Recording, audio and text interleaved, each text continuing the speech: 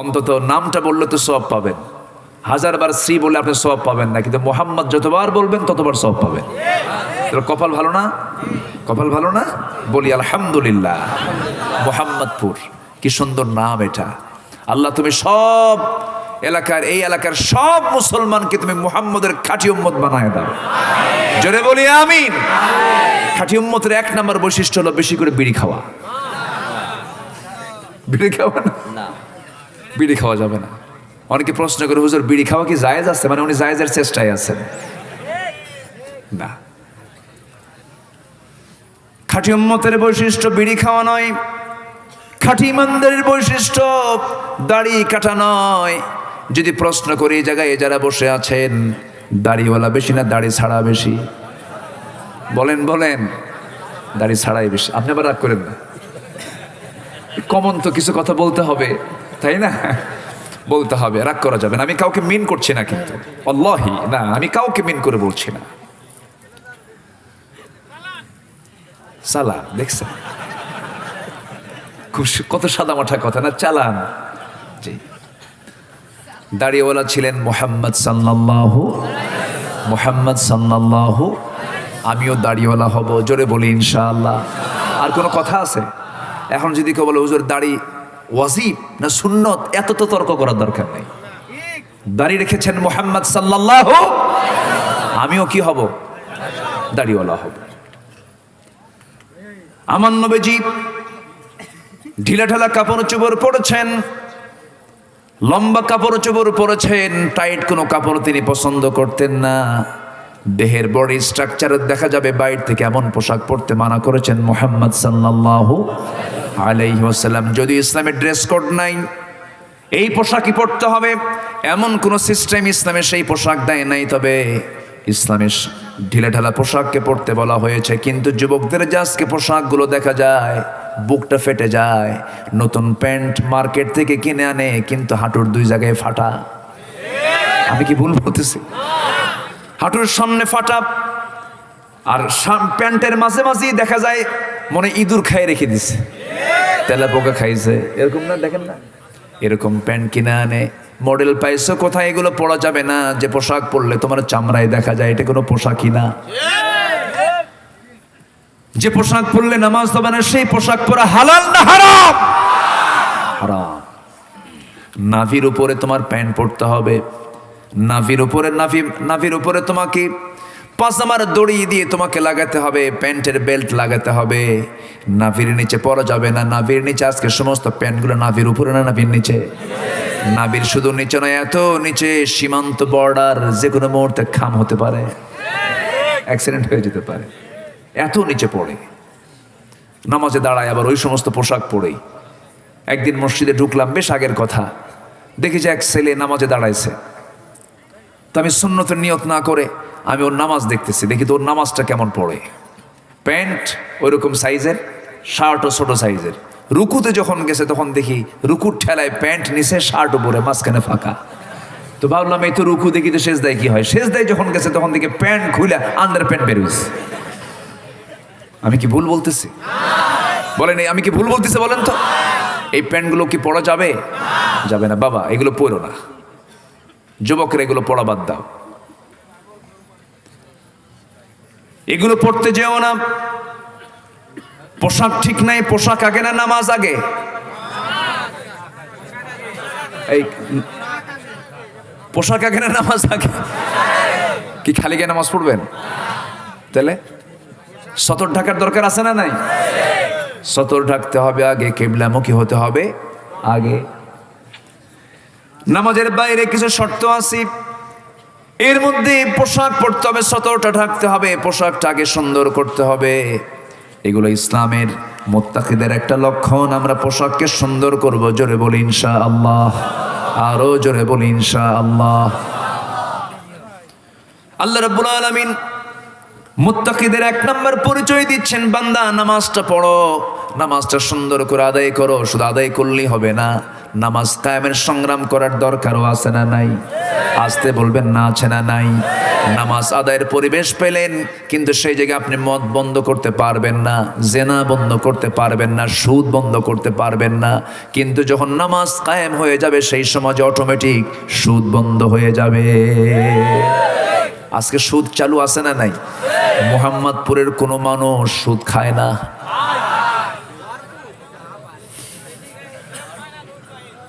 মনে হয় এখন একটু বেকায়দায় ফেলে দিলাম আপনাদের। সুদের ওয়াজ করতে গিয়ে মনে হয় বেকায়দা হয়ে গেল নাকি? এই সময় কেউ উঠবেন না, দয়া করে ভাববো যিনি ওঠেন এই সুদের কথা শুনে ভাববো ওটাই সুদ খায়। বসেন। সুদ খাওয়া কি? আরো জোরে। শুকুরের পায়খানা খাওয়া কি? কুকুরের পায়খানা খাওয়া কি? সুদ খাওয়া কি? হারাম। সুদের ধারে পাশে যাওয়া যাবে না। সুদ হলো আবু জাহেলদের কাজ, মদের বোতল হলো আবু জাহেলদের পানীয়, জেনা হলো আবু জাহেলদের কাজ। যুগে যুগে আবু জাহেলরা এগুলোই করে গেছে। ইমানদার এগুলো করতে পারে না, মুত্তাকি এগুলো করতে পারে না। নামাজি কখনো মদের বোতল হাতে নিতে পারে, কিন্তু কিছু কিছু লোক আছে হোটেল মে শরাব পেও মসজিদ মে নামাজ পড়ো। হোটেলে গিয়ে মদ খাও না, মসজিদে গিয়ে নামাজ পড়ো, আল্লাহ খুশি থাক, শয়তান কেন বেজার হবে? এরকম কিছু লোক আছে না নাই? আচ্ছা, দুই দিকেই ব্যালেন্স করে উনি চলতে চান। শয়তানকেও হাতে নিতে চান, আল্লাহকেও হাতে নিতে চান না। না, আল্লাহ রাব্বুল আলামিন বলছেন ফামান ইয়াকফুর বিত-তাগুতি ওয়া ইউমিন বিল্লাহ ফাকাদ ইসতামসাকা বিল উরওয়াতিল ওয়ুসকা লা ইনফিসামা লাহা। জোরে বলুন আল্লাহু আকবার। আগে তাগুতের কাফের হতে হবে, এরপর ঈমান আনতে হবে, তাগুতকে আগে প্রত্যাখ্যান করতে হবে। বান্দা হয়ে বান্দা কখনো কার? মানুষের আইন মানবে না, আইন মানবে একমাত্র কেবলমাত্র কার? আসতে বলবেন না কার? আজকে সমাজে চলছে আল্লাহর আইন না বান্দার আইন? বলেন বলেন বলেন বলেন বলেন বলেন। আল্লাহর আইন না বান্দার আইন? আল্লাহর আইন হলো যাকাত, বান্দার আইন হলো সুদ। আল্লাহর আইন হলো বিবাহ, বান্দার আইন হলো জিনা। বেশ্যাবৃত্তির লাইসেন্স আছে না নাই? মদের লাইসেন্স আছে না নাই? এগুলোকে লাইসেন্সগুলোকে আল্লাহর দেওয়া না শয়তানের দেওয়া? শয়তান এগুলোকে চালায় নিতে চায়, শয়তান এগুলোকে চালু করতে চায়, কিন্তু আল্লাহ বলছেন এগুলো হারাম, এগুলোর কাছে তোমরা যেও না। এগুলো সব হলো শয়তানের কর্মকাণ্ড। মদ জুয়ার কাছে যেও না। ইন্নামাল খামরু ওয়াল মাইসিরু ওয়াল আনসাবু ওয়াল আজলামু রিজসুম মিন আমালিশ শাইতান ফাজতানিবুহু। জোরে বলুন আল্লাহু আকবার। সব এগুলো শয়তানের কাজ। মদ জুয়া এগুলো ইমানদার কখনো গ্রহণ করতে পারে না, কিন্তু বহু মুহাম্মদ নামে আগে লাগানো এমন লোক মদের দোকানদার আছে না নাই? মদের বোতল নিয়ে বসা লোক আছে না নাই? বলেন আছে। এগুলো করা যাবে না। এই সমস্ত কাজ যারা করবে তারা খাঁটি না ভেজাল? আসতে বলেন খাঁটি না ভেজাল? আমরা খাঁটি হতে চাই না, আমরা ভেজাল হতে চাই না, খাঁটি মুমিন হতে চাই। খাঁটি মুমিন আমরা হব। হারামকে আমরা বর্জন করে ফেলবো।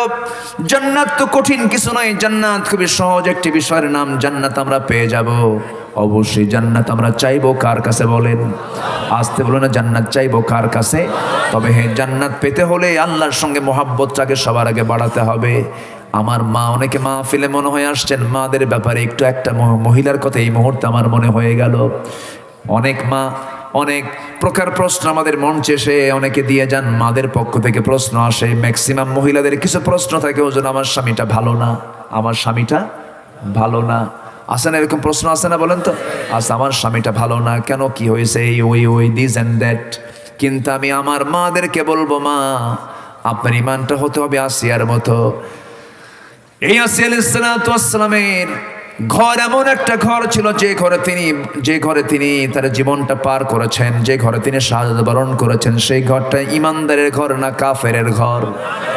আসতে বলেন কার ঘর? বলেন কাফেরের ঘর। তার স্বামীর নামটা কি বলেন? তার স্বামীর নামটা কি বলেন? ফেরাউন। কিন্তু ফেরাউনের ঘরে থেকেও তার ইমান ভেজাল না খাঁটি? আর আজকে ইমানদারের ঘরে থেকে ইমানটা খাঁটি না ভেজাল? তার লাভ হলো কি? ইমান তেমন একটা জিনিসের নাম, একটা মাছ আছে। আজকে মাহফিল ওঠার আগে আমার ওই ভাইটার নাম যেন কি, ইশারত ভাই, কই ফর্সা করে লোকটা, আমাকে তো মনে হয় যে এই লোকটার বাড়ি এই দেশেই না, মনে হয় তুরস্ক থেকে আসছে। কই এই গ্রামেই বাড়ি। ইশারত ভাই কই? তাফসির ইশারত, এখন তাফসির মানে ইশারত ভাই তাফসির হচ্ছে। ইশারত ভাই কই গেল? খুব সুন্দর চেহারা তার, খুব হাসি খুশি মানুষ। হ্যাঁ, মাদ্রাসায় গেছে। আচ্ছা, ইশারত ভাই আমাকে খাওয়ালেন, কিছু গচি মাছ খাওয়াইলেন। গচি মাছ চিনেন তো? বাইম মাছ। বাইম মাছ মানে বাইম মাছের ছোট ভাই গচি মাছ, আর গচি মাছের বড় ভাই কি? বাইম মাছ।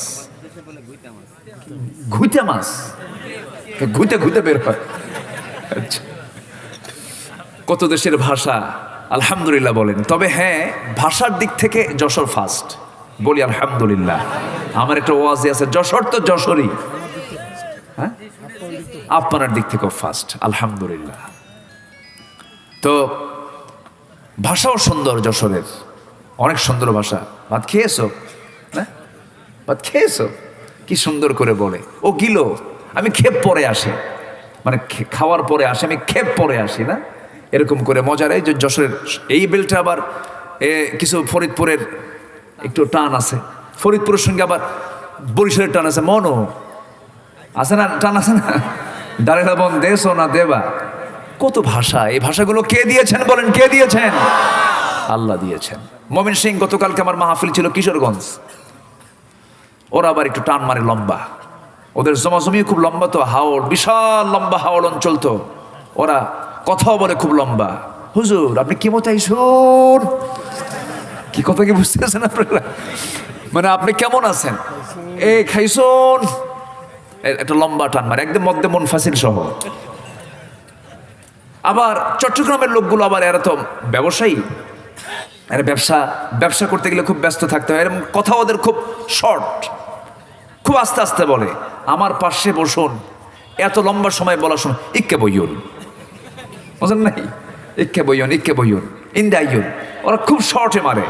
ব্যবসা বাণিজ্য করে তো, এই জন্য ওদের ব্যবসা বাণিজ্যের ব্যস্ততায় ওদের ভাষাও খুব ব্যস্ত হয়ে গেছে।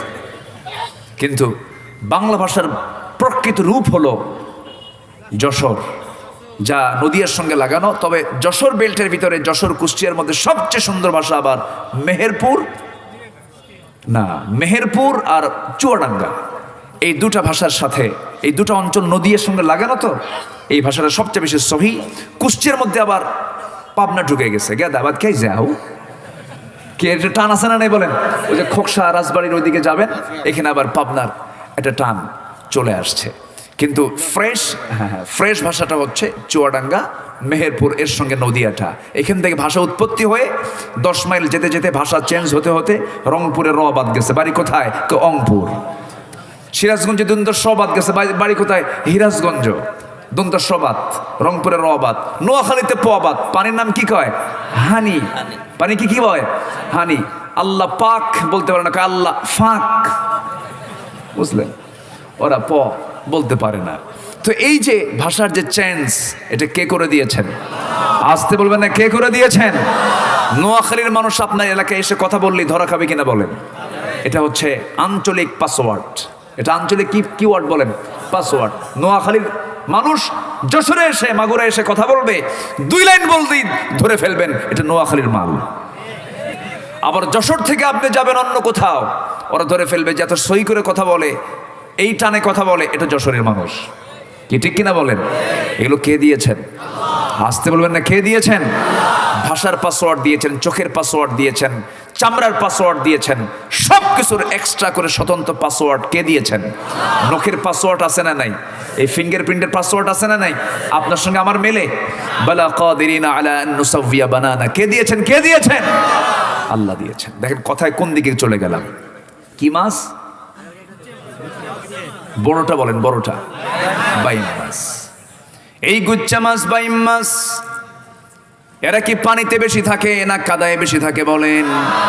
কিন্তু সকল মাছের ভিতরে সবচাইতে গা পরিষ্কার কোন মাছের? বাইম মাছের। ইমানদার এই পৃথিবীতে চলতে নিয়ে বহু হারাম দেখবে, বহু অন্যায় দেখবে, কিন্তু সে থাকবে কোন মাসের মতো পরিষ্কার? বলেন কোন মাসের মতো? বাইন মাসের মতো পরিষ্কার থাকবে। সুদ তাকে অ্যাটাক করবে না, জিনা তাকে অ্যাটাক করবে না, মিথ্যা সাক্ষী তাকে অ্যাটাক করবে না, পরনিন্দা তাকে অ্যাটাক করবে না, হিংসা তাকে অ্যাটাক করবে না। সে ফ্রেশ থেকে যাবে। হাজারো হাজারো হারাম তাকে ছোঁয়া দেওয়ার জন্য চেষ্টা চালাবে। সে বলবে আমি মুমিন। আমি কি বলেন? মুমিন, আমি মুত্তাকি। আমার ভাইয়েরা, মুত্তাকির আরেকটা সংজ্ঞা আরো স্পষ্ট করে বললেই ক্লিয়ার হয়ে যাবে। হুদাল্লিল মুত্তাকিন, মুত্তাকিনটা কেমন দেখেন। গ্রামের জীবনে অনেকে বাঁশঝাড় দেখেছেন। বাঁশঝাড় চেনেন না? বাঁশঝাড় ঘন বাঁশঝাড়ের মধ্যে যদি কেউ চোখ বন্ধ করে দৌড় মারে, তার কি চোখ ঠিক থাকবে নাকি? চামড়া ঠিক থাকবে নাকি? বাঁশঝাড় পার হতে নিয়ে সে যদি নিরাপদে যদি যেতে চায়, সেই সময় তাকে দেখে দেখে বাঁশঝাড় পার হতে হবে। বাঁশের যে কঞ্চিগুলো আছে, ডালগুলো আছে, আস্তে আস্তে করে সরায়া দিয়া নিজের দেহটাকে রক্ষা করার জন্য দেখে দেখে হাত দিয়ে সরায়া দিয়া ডালগুলো সরায়া দিয়ে আস্তে আস্তে তাকে সেই বাগানটা পার হতে হবে, বাঁশঝাড় পার হতে হবে। ঠিক তেমনি মুত্তাকি মানুষ এই দুনিয়ার জীবনে চলতে নিয়ে কোনটা হালাল কোনটা হারাম বেছে বেছে হারামকে বর্জন করে হালালকে গ্রহণ করবে যে বান্দা, সেই বান্দা হলো খাঁটি মুত্তাকি, সেই বান্দা হলো খাঁটি মুমিন। জোরে কোন সুবহানাল্লাহ। এক নম্বর গুণ হলো আমরা নামাজ পড়বো। জোরে বলি ইনশাআল্লাহ। জামাতে না একা? একা না জামাতে? বুঝে না না বুঝে? জেনে না না জেনে? সময় নাও সময়? বলেন সময় নাও সময়। ইন্নাস সালাতা কানাত আলাল মুমিনিনা কিতাবাম মাওকুতা। সময় মতো নামাজ, জামাতের সাথে নামাজ, মনোযোগের সঙ্গে নামাজ। নামাজ দিয়ে আমার কাম, নামাজ দিয়ে আমার সমস্ত কাজগুলো সাজায় নিতে হবে। নামাজ ভিত্তিক জীবন যাপন করতে হবে। যার নামাজ যত সুন্দর হবে, তার ঈমান তত সুন্দর হয়ে যাবে। জোরে বলি সুবহানাল্লাহ। নামাজ পড়তে রাজি আছি তো সবাই আমরা ইনশাআল্লাহ? নামাজকেও ছেড়ে দেব? সাহাবে কেরাম কত কষ্ট করে নামাজ পড়েছেন। জাতুর রিকাব, আমার নবীজি সেই যুদ্ধের ময়দানে অংশগ্রহণ করেছেন। রাতের বেলা আমার নবীজি তাবুতে আরাম ফরমাচ্ছিলেন। রাসূল বললেন, আব্বা আম্মার তোমরা পাহারা দাও, শত্রু যেন অ্যাটাক না করতে পারে। শত্রুদেরকে মোকাবেলা করার জন্য রাত্রেবেলা দুইজন তরবারি নিয়ে দাঁড়ায় আছেন। হঠাৎ করে আব্বাত বলছে, ভাই আম্মার আমার একটু ঘুম চলে আসছে চোখে, আমি একটু ঘুমাবো, তুমি পাহারা দাও।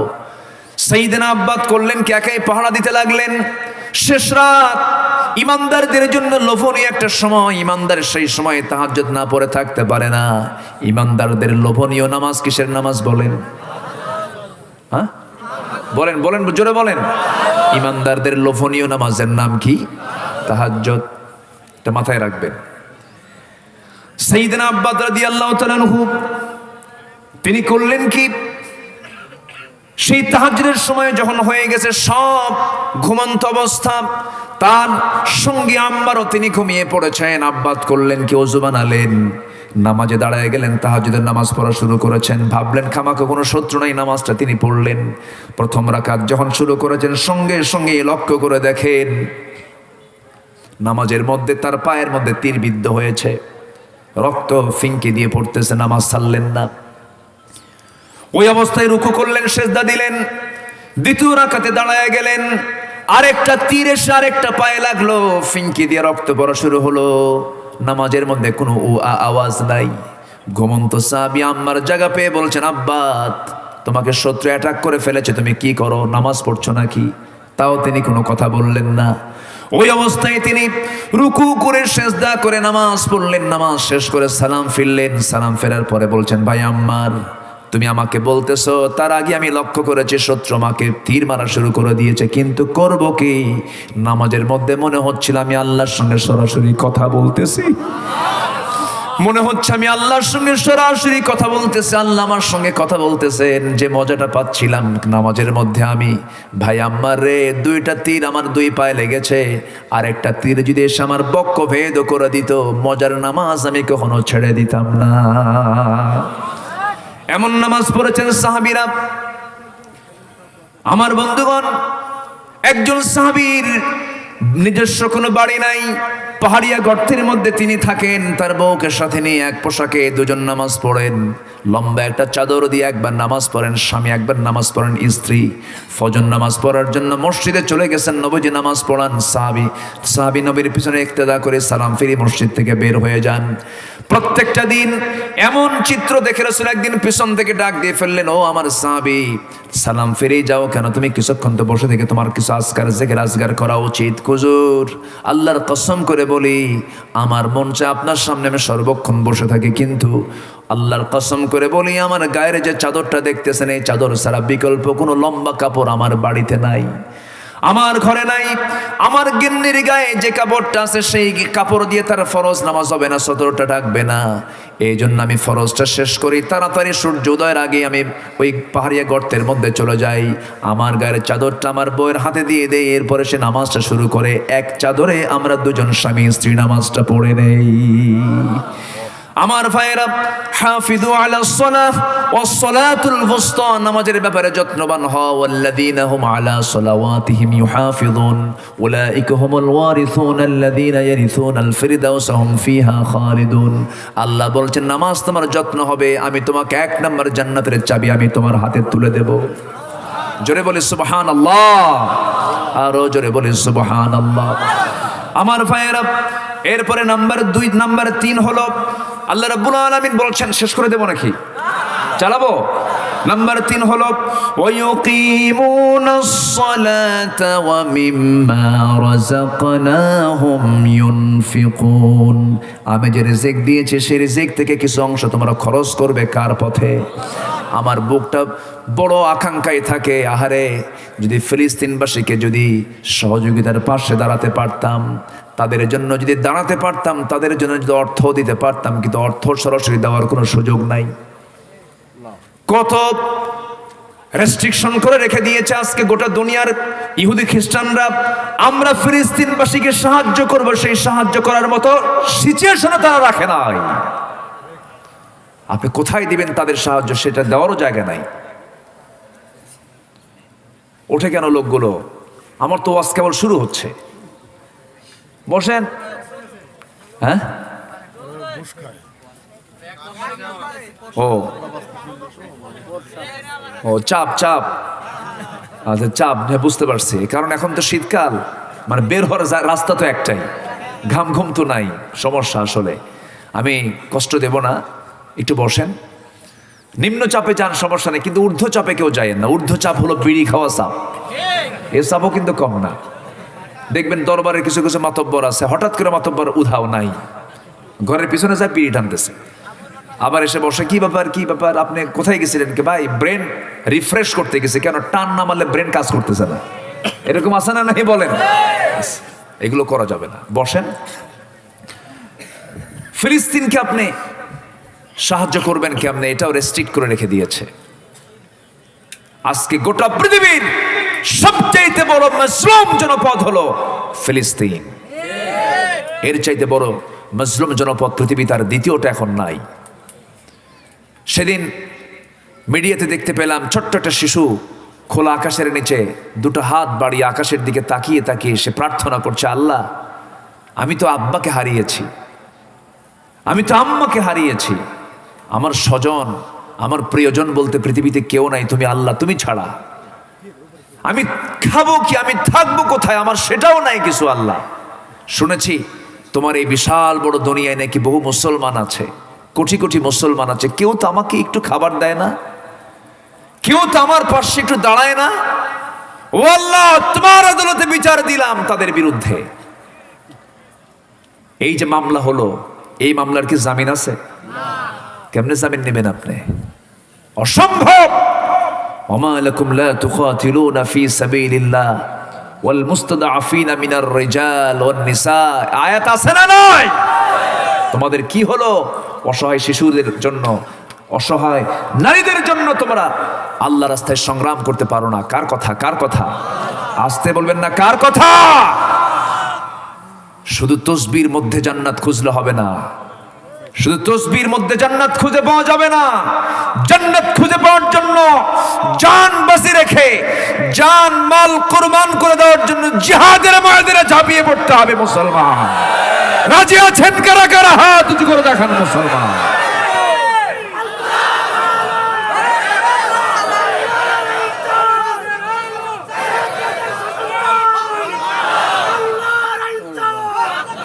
আল কোরআনের আলো, কোরআন আছে যেখানে, হাদিস আছে যেখানে, আল্লাহ কবুল করুন। জোরে বলি আমিন, আরো জোরে আমিন, আরো জোরে আমিন। সম্মানিত ভাইয়েরা, আমরা শেষ সময় মনে হয় পৌঁছে গেছি, শেষ জামানায় চলে এসেছি আমরা। যত ফিতনা পৃথিবীতে, এর মধ্যে সবচেয়ে বড় ফিতনা হলো মা বাইনা খালকি আদম ইলা কিয়ামিস সাআ ফিতনাতু আকবারু ইনদাল্লাহি মিনাদ দাজ্জাল। সেই দাজ্জাল হয়তোবা কোনো একটা সময় সে চলে আসবে। আমার নবীজি বলেছেন সবচাইতে বড় ফিতনা হলো আমার সময় থেকে, শুধু না আদম থেকে নিয়ে কিয়ামত পর্যন্ত সবচেয়ে বড় ফিতনা হচ্ছে মানব জাতির জন্য দাজ্জাল ফিতনা। কি ফিতনা বলেন? দাজ্জাল। দাজ্জাল আসবে না? আসবে। দাজ্জালকে মোকাবেলা করবেন একজন পয়গম্বর। সেই পয়গম্বরের নাম কি বলেন? বলেন সেই পয়গম্বরের নাম কি? ঈসা আলাইহিস সালাতু ওয়াস সালাম। সম্মানিত ভাইয়েরা, এই পৃথিবীতে যত জাত আছে এর মধ্যে সবচেয়ে নিকৃষ্ট জাত হলো ইহুদির জাত। সবচেয়ে নিকৃষ্ট জাত কি বলেন? ইহুদি জাত। এদের নির্দিষ্ট কোনো ভূখণ্ড নেই, এদের নির্দিষ্ট কোনো আবাসন নেই। এরা যাযাবর জাতি, যাযাবর। যুগে যুগে এরা বিতাড়িত। রাসূল মদিনা থেকে এদেরকে সরাইছেন না, অপসারণ করছেন না? যাযাবর। বনু নাসির, বনু কাইনুকা, বনু কুরাইজা এদেরকে উৎখাত করেছেন।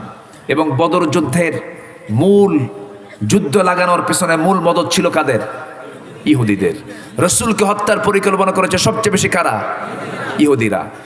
এরকম করে আজকেও গোটা পৃথিবীর সব কেসালের মূল, সব গন্ডগোলের মূল, সকল ফিতনার মূল কিসের বাচ্চারা? ইহুদির বাচ্চারা। পৃথিবীতে সব দেশের একটা মানচিত্র আছে, সীমানা আছে। ইসরায়েলের কোনো সীমানাই নাই, শুধু ঠেলে। কি ঠেলে? দেশ ঠেলে। আইল ঠেলে কই? ঠেলতে ঠেলতে চলে গেছে কোথায়, ছিল কোথায়, এখন গেছে কোথায়? বাইতুল আকসাকে তারা অবরুদ্ধ করে রেখেছে, নামাজ পড়তে দেয় না। অথচ সুলাইমান আলাইহিস সালাতু ওয়াস সালাম তিনি জিনদের দ্বারা এটাকে নির্মাণ করেছেন। আল্লাহু আকবার বলবেন না? সুলাইমান জিনদেরকে চালাতেন। আল্লাহু আকবার বলেন। সুলাইমান আলাইহিস সালাম এমন নবী ছিলেন, পিঁপড়ার ভাষা বুঝতেন। সুবহানাল্লাহ বলবেন না? পিঁপড়া, পিঁপড়া, পিঁপড়ার আওয়াজ তিনি শুনতে পেতেন। আল্লাহ তাআলা তাকে কি মানতিকাত তাইর, আল্লাহ তাআলা তাকে কি ইলম দান করেছেন, পিঁপড়ার ভাষা তিনি বুঝতেন। ফাতাবাসসামা দাহিকান।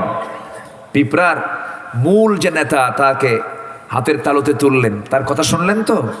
শোনার পর বললেন ফাতাবাসসামা দাহিক, মুস্কি মুস্কি হাসলেন। এটা হচ্ছে পিঁপড়ার রাজা, এদিকে হচ্ছে গোটা পৃথিবীর মানুষের সম্রাট হচ্ছেন সুলাইমান। দুই সম্রাটের সঙ্গে কথা হচ্ছে। আল্লাহু আকবার বলেন। সেই সুলাইমান আলাইহিস সালাতু ওয়াস সালাম, তার স্মৃতি বিজড়িত বাইতুল আকসা, তিনি বাইতুল আকসা নির্মাণ করেছেন। আমার নবী যে বাইতুল আকসায় তার ছিল হলো কি বলে ট্রানজিট, মেরাজের রাতের ট্রানজিট ছিল। মক্কা থেকে, হারাম থেকে কি কোথায়? আকসায়, বাইতুল আকসায় তিনি ট্রানজিটে ছিলেন। তার মানে বিশ্বনবীর সম্মানে আল্লাহ তাআলা সকল নবীকে আসমান থেকে বাইতুল আকসায় হাজির করেছেন। জোরে বলে সুবহানাল্লাহ। সকল নবীকে বাইতুল আকসায় হাজির করে জিবরিল আমিন সেখানে ছিলেন, তিনি ম্যানেজমেন্ট করছেন। জিবরিল আমিন বলছেন, ইয়া রাসূলুল্লাহ, আপনি দাঁড়ায় থেকে কি করেন? ইমামের মুসাল্লা অপেক্ষা করছে আপনার জন্য। জোরে বলেন সুবহানাল্লাহ।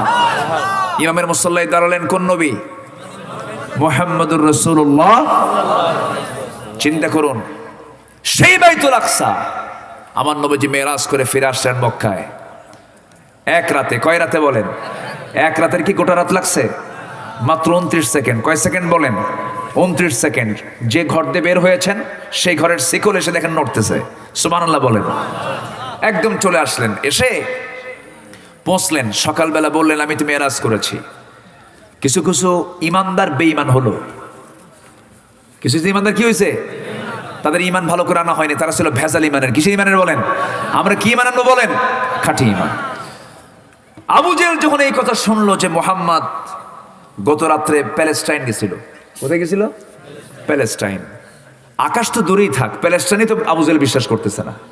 বাইতুল আকসায় গেল মুহাম্মদ, এক রাতে কেমনে সম্ভব? অসম্ভব ব্যাপার। আবু জেহেল এবার বিশাল বিরোধিতা করার একটা অস্ত্র পেল। মুহাম্মদ ছিল আধা পাগল, এখন হয়ে গেছে পুরা পাগল। কথা বোঝেন? যখন নাউজুবিল্লাহ। ওমা সাহিবুকুম বিমাজনুন, তোমাদের নবী মুহাম্মদ কোনো পাগল নন। কে বলছেন? কে বলছেন? আল্লাহ বলছেন। শেষ পর্যন্ত এখন আবু জেহেল বলতেছে, মুহাম্মদ তুমি যদি সত্যি দেখে থাকো, প্রশ্ন আছে, আমরা তো গেছি, আমরা তো সফর, আমরা নেতা তো, আমরা তো ওই বাইতুল আকসায় তো আমরা গেছি, তুমি বলো তো বাইতুল আকসার দরজা কয়টা? আচ্ছা বলেন তো, কোনো মানুষ কি কোথাও গেলে, বেড়াতে গেলে দরজা গণনা করে? আসতে কর, দরজা গণে? মানে প্রশ্ন বেয়াদব যেমন প্রশ্ন তেমন, মানুষ যেমন প্রশ্ন তেমন। যখন বলছে বলো তো মুহাম্মদ তুমি যেহেতু বাইতুল আকসা ঘুরে আসছো, বাইতুল আকসার দরজা কয়টা, জানালা কয়টা? আমার নবী চুপ মেরে আছেন। জিবরিল আমিন সামনে বাইতুল আকসা হাজির করেছেন। দেখে দেখে বলে দেন আল্লাহু আকবার, যেরকম আল্লাহু আকবার। সব বলে দিলেন আমার নবীজি। আমার নবীজি এবার বলছেন, আবু বকর অনেকেই তো বিশ্বাস করলো না, তোমার কি বিশ্বাস হয় নাকি? সঙ্গে সঙ্গে আবু বকর কেঁদে কেঁদে বলছেন, ইয়া রাসূলুল্লাহ, ইয়া হাবিবাল্লাহ, আপনি বলেছেন সাদ্দাকতা ইয়া রাসূলুল্লাহ, সত্যি সত্যি আপনি মেরাজ করেছেন। আমার নবীজি বলছেন, আবু বকর শুধু তোমার নাম নয়, আজকে থেকে তোমার নাম সিদ্দিক হয়ে গেছে। যেরকম সুবহানাল্লাহ। এই সিদ্দিক বাইতুল আকসা, জুতা পায়ে নাপাক দেহে এই ইসরাইলের বাচ্চারা মসজিদে আকসাকে অবরুদ্ধ করে রেখে দিয়েছে, মুসলমানদেরকে পাখির বাচ্চার মতো গুলি করে হত্যা করতেছে। আহারে মা এমন সন্তানকে কোলে নিয়ে আসে, সন্তানের মাথার খুলি নাই। বাপ এমন সন্তানকে কোলে নিয়ে আসে, দুটা পা নাই, রক্তাক্ত দেহ, কিন্তু মার মুখে হাসি। মা হাসতেছে আর বলতেছে, আমি বড় ধন্য, আমি শহীদের মা হওয়ার গৌরব অর্জন করতে পেরেছি। ছোট্ট শিশু, ফিলিস্তিনের ছোট্ট শিশু, 7 থেকে 8 বছর বয়স, ইসরাইলের সৈন্যের সামনে বুকের বোতাম খুলে দেয়। বুকের বোতাম খুলে দিয়ে বলে, ও ইসরাইলের ইহুদির বাচ্চারা, কয়টা গুলি চালাবি? চালা, বাইতুল আকসা আমাদের। আল্লাহু আকবার বলেন। তারা জান্নাত পাবে না, কারা জান্নাত পাবে? গরু খায় মুসলমান শুধু হওয়া যাবে না, তসবিহ জপি মুসলমান শুধু হওয়া যাবে না, বাতিল শক্তির মোকাবেলা করার দরকার আছে না নাই? আছে। আমার ভাইয়েরা, আমার বন্ধুগণ, এই জন্য আমরা খাঁটি মুমিন যদি হতে চাই, হারামকে আমরা বর্জন করে ফেলবো, হালালকে আমরা ধরবো। তবে ইহুদিদের সঙ্গে কোনো সম্পর্ক রাখা যাবে না। ইহুদি আমাদের বন্ধু না দুশ্মন? এটা কি আমার ওয়াজ না আল্লাহর ওয়াজ? এটা কি মোল্লার ওয়াজ না আল্লাহর ওয়াজ? ইহুদিরা বাঁকা জাত না সোজা জাত? ইহুদিরা সোজা জাত না বাঁকা জাত? বাঁকা জাত। শুধু বাঁকা জাত নয়, এরা এত জঘন্য, এরা এত নোংরা, এরা এত লোভী, গোটা দুনিয়াকে এরা ধ্বংস করতেও দ্বিধা করবে না। এত বাঁকা একটা জাতির নাম। এই দুনিয়াতে যত বড় বড় রক্তপাতের ঘটনা সব ইহুদির দ্বারা হয়েছে, খ্রিস্টানদের দ্বারা হয়েছে। মুসলমানদের ইতিহাস হলো সোনালী ইতিহাস, ইহুদির ইতিহাস হলো সবচাইতে জঘন্য ইতিহাস। ঠিক কিনা? জঘন্য ইতিহাস। ছোট্ট একটা ইতিহাস আমার মনে পড়লো, যদি শুনতে চান একটু শোনাবো। শুনবেন? এটা কয়েকদিন আগে একটু মনে হলো, আগের থেকেই পড়েছি। সাইয়েদনা ঈসা আলাইহিস সালাতু ওয়াস সালামের সময় তিনি কোন একটা সফরে বের হচ্ছেন। এক ইহুদি এসে বলতেছে, আল্লাহর পয়গম্বর ঈসা, আমি তোমার সঙ্গে একটু থাকতে চাই, তুমি তো আল্লাহর নবী, তোমাকে একটু দেখতে চাই, তোমার দ্বীন আমি যদি গ্রহণ করতে পারি। ঈসা আলাইহিস সালাম বললেন, তুই তো ইহুদি, তোর কপালে নাই, তুই তো বাঁকা জাত, সম্ভব না তোর।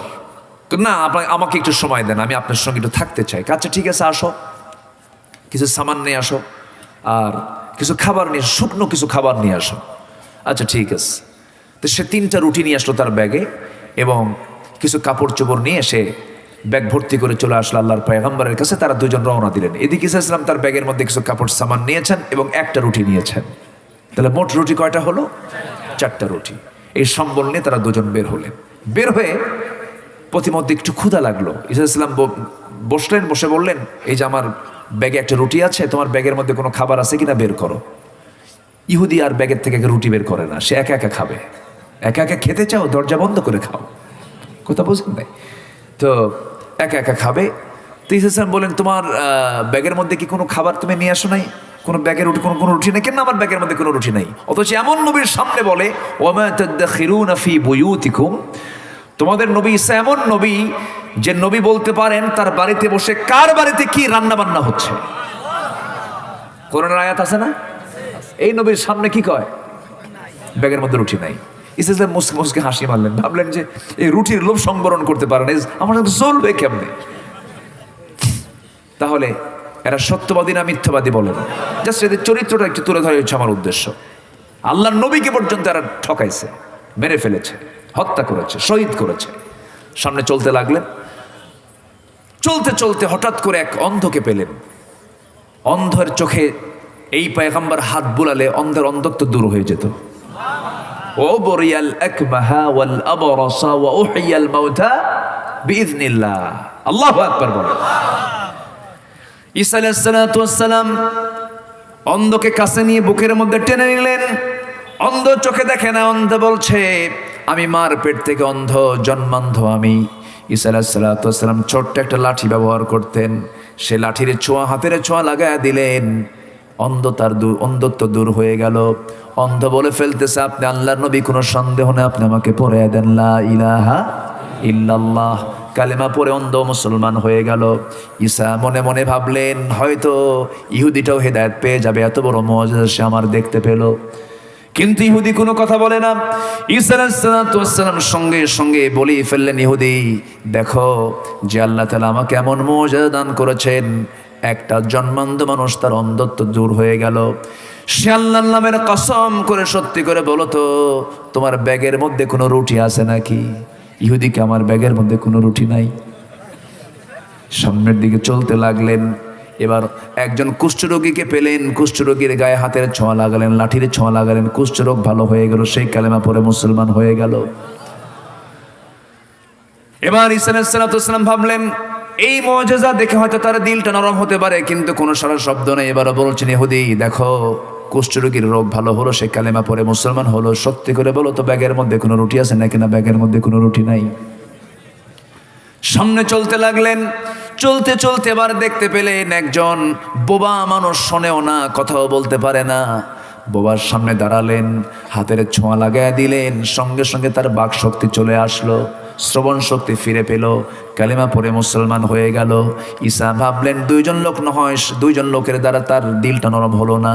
এবার বাবা লোকটা ভালো হয়ে গেছে মনে হয়, এখন তার দিলটা নরম হয়ে কালেমা পড়বে মনে হয়, কিন্তু কোনো সারা শব্দ নাই।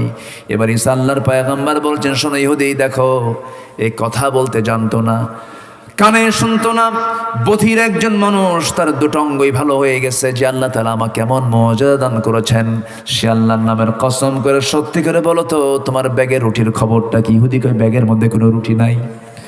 ঈসা আলাইহিস সালাতু ওয়াস সালাম হাল ছাড়লেন না, তিনি ভাবলেন তোর ব্যাগের খবর আমি বের করবই।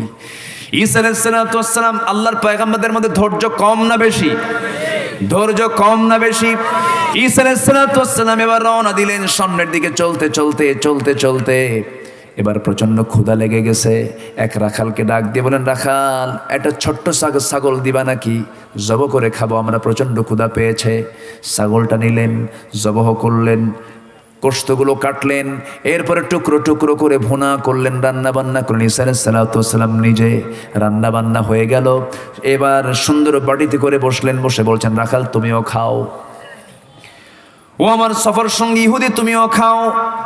ঈসা আলাইহিস সালাতু ওয়াস সালাম খাওয়ার শুরুতেই বিসমিল্লাহ বললেন, বিসমিল্লাহ বললেন, জোরে জোরে বললেন, মানে আমিও বিসমিল্লাহ বলছি, তোরও বিসমিল্লাহ বল। রাখাল বিসমিল্লাহ বলল, আল্লাহর পয়গম্বর বললেন, কিন্তু ইহুদি বলল না। সোজা না বাঁকা? সোজা না বাঁকা? ঈসা আলাইহিস সালাতু ওয়াস সালাম খাওয়া সম্পন্ন করলেন। খাওয়া সম্পন্ন করার পরে করলেন কি? এবার বললেন, শোনো, যে হাড়গুলো খেয়ে রেখে দিয়েছে, হাড়গুলো এক জায়গায় জমা করো। জমা করা হলো। জমা করা হাড়ের পরে ঈসা আলাইহিস সালাতু ওয়াস সালাম তার হাতের ছোঁয়া, ছোট্ট লাঠির ছোঁয়া দিয়ে দিলেন। জীবিত ছাগল হয়ে ছাগলটা আবার ছাগল পালে রওনা দিল। ঈসা আলাইহিস সালাতু ওয়াস সালাম এবার তার এই মুআজিজা দেখে রাখালের চোখের পানি বের হয়ে গেল। রাখাল বলছে, আপনি আল্লাহর পয়গম্বর, কোনো সন্দেহ না, আমাকে পড়ায়া দেন লা ইলাহা ইল্লাল্লাহ। এই পর্যন্ত কয়েকজন সবাই কালেমা পড়ে মুসলমান হয়ে গেছে। এবারে ঈসা আলাইহিস সালাম মনে মনে ভাবলেন, এবার তো পেট তাজা হয়েছে, হয়তো দিলটা নরম হতে পারে, পেটের মধ্যে খাবার গেছে। এবার বলছেন, ও আমার সফর সঙ্গী ইহুদি, দেখো ছাগলটা জব করলাম, খেলাম, পেট ভরলো, আবার ছাগলটা তাজা হয়ে চলে গেল। যে আল্লাহ আমাকে কেমন মুআজিজা দান করেছেন, সে আল্লাহর নামের কসম করে সত্যি করে বলো তো, ব্যাগের রুটির খবরটা কি? ইহুদি কয়, রুটি নাই। কি খায়? রুটি নাই। ঈসা আলাইহিস সালাম সামনের দিকে চলতে লাগলেন। চলতে চলতে ক্লান্ত শরীর, হঠাৎ করে ঘুম চলে এসেছে, ক্লান্তি এসেছে। তিনি করলেন কি, পাশের সামানগুলো রাখলেন, ছোট্ট লাঠিটাও রাখলেন, ঘুমিয়ে পড়লেন। ঘুমানোর সঙ্গে সঙ্গে ইহুদি মনে মনে চিন্তা করে, এ পর্যন্ত 4-5টা এত বড় বড় চিকিৎসা যে লাঠি দিয়ে করেছে, এই লাঠিটা চুরি করলে তো আমি বড় কিছু হয়ে যাব। দেখছেন, এবার ইহুদির আরেকটা পরিচয় হলো, এরা হলো চোর। এরা কি বলেন? চোর। ছোট্ট ছড়িটা নিয়ে চলে গেল। ঘুম থেকে জায়গা পেয়ে দেখেন পাবলিকও নাই, লাঠিও নাই। এবার ঈসা আলাইহিস সালাম তিনি ভাবলেন, লোকটা কোথায় গিয়ে যেন বিপদে পড়ে যায়, ইহুদি কোথায় গিয়ে যেন বিপদে পড়ে যায়। এবার ইহুদি তো ইহুদিরা প্রচণ্ড লোভী। এবার সে যে অঞ্চল দিয়ে যাচ্ছিল, সে অঞ্চলে শুনতে পেল সে অঞ্চলের একজন রাজা অসুস্থ অবস্থায় বিছানায় কাতরাচ্ছে, যে কোনো সময় মারা যাবে। এমন সময় সে ছোট্ট ছড়ি নিয়ে রাজ দরবারে ঢুকে বলল যে, তোমরা যদি আমাকে বিশ্বাস করতে পারো, আমি তোমাদের রাজার জন্য কিছু উপকার করতে পারি। কি লোভ দেখেন, রাজা যদি সুস্থ হয় বহু সম্পদ তাকে দেওয়া হবে, এই আশায় বলল, আমি তোমার রাজাকে সুস্থ করে দেব। তাই নাকি? কেমন করে ঢুকবো আর বের হবো, জানাকুম আনাকুম। কথা বলছেন না? শুধু যাবো আর আসবো, রাজা সুস্থ হয়ে যাবে। আস্তে করে রাজার দেহের সামনে যখন দাঁড়ায়, যখন লাঠির ছোঁয়াটা দিয়ে দিয়েছে, আসল ডাক্তার না হাতুড়ে ডাক্তার? বলেন, আসল ডাক্তার না হাতুড়ে ডাক্তার? হাতুড়ে ডাক্তারের বৈশিষ্ট্য হলো, যেখানে করতে হবে ইনজেকশন সেখানে করে অপারেশন, আর যেখানে করতে হবে অপারেশন সেখানে করে ইনজেকশন। হাতুড়ে ডাক্তারদের রুগী বাঁচে না মরে? মরে।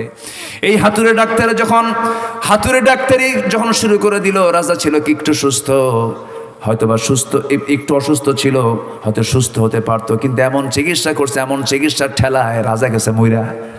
রাজা যখন মরে গেছে, সবার নজর এখন কার দিকে বলেন? কার দিকে বলেন? সুনজর না রাগের নজর? সুনজর না রাগের নজর?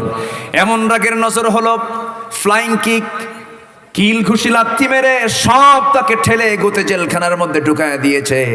শোকের মাতম শুরু হয়ে শোকাহত রাজ দরবার।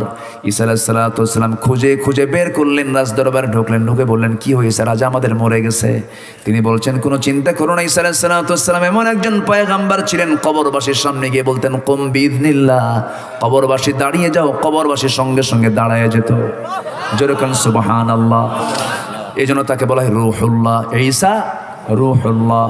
ঈসা আলাইহিস সালাম তার ছোট্ট ছড়ি দিয়া, লাঠি দিয়া, হাতের ছোঁয়া দিয়ে রাজার ঘরের মধ্যে ঢুকলেন। রাজা সুস্থ হয়ে দাঁড়ায় গেছে। রাজ দরবারের সমস্ত লোক কালেমা পড়ে মুসলমান হয়ে গেছে, সব মুসলমান হলো। এবার রাজ দরবার থেকে অফার করা হলো, ঈসা আপনি আল্লাহর পয়গম্বর, আপনি যা চাবেন রাজ দরবার থেকে আমরা কিছু আপনাকে পুরস্কৃত করব। ঈসা আলাইহিস সালাম বলেন, আল্লাহর পয়গম্বর দুনিয়ার কোনো কিছু চায় না, কিছুই লাগবে না, তবে আমার শখ তোমরা যদি পূরণ করতে চাও। কি শখ আপনার বলেন? যে লোকটাকে আসামি বানায়া রক্তাক্ত করে জেলখানায় ঢুকায় রাখছো, সেই লোকটাকে আমার হাতে তুলে দাও। কথা বলছেন? ইহুদিকে তুলে দেওয়া হলো আল্লাহর নবীর হাতে।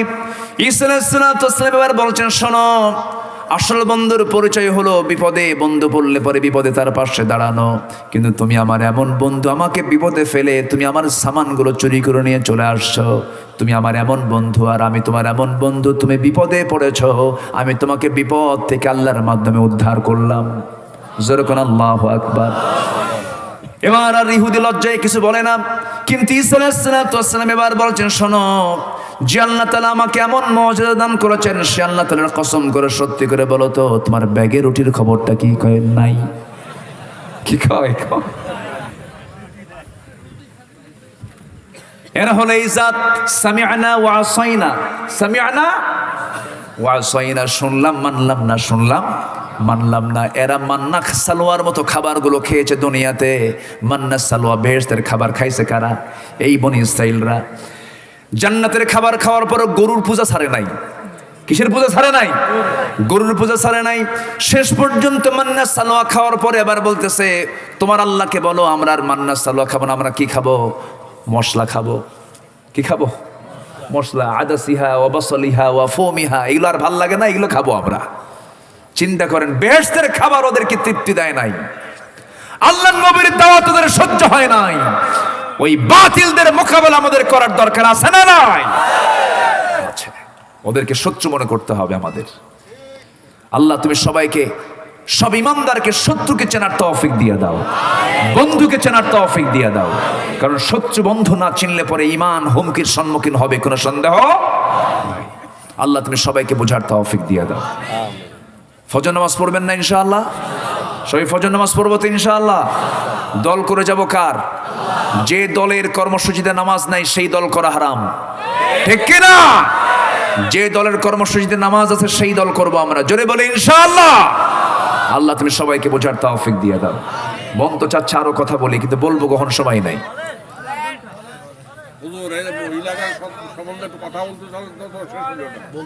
ও আচ্ছা, বলছি একটু একটু করে বলছি, আর একটু বলবো, আবার শুরু করব?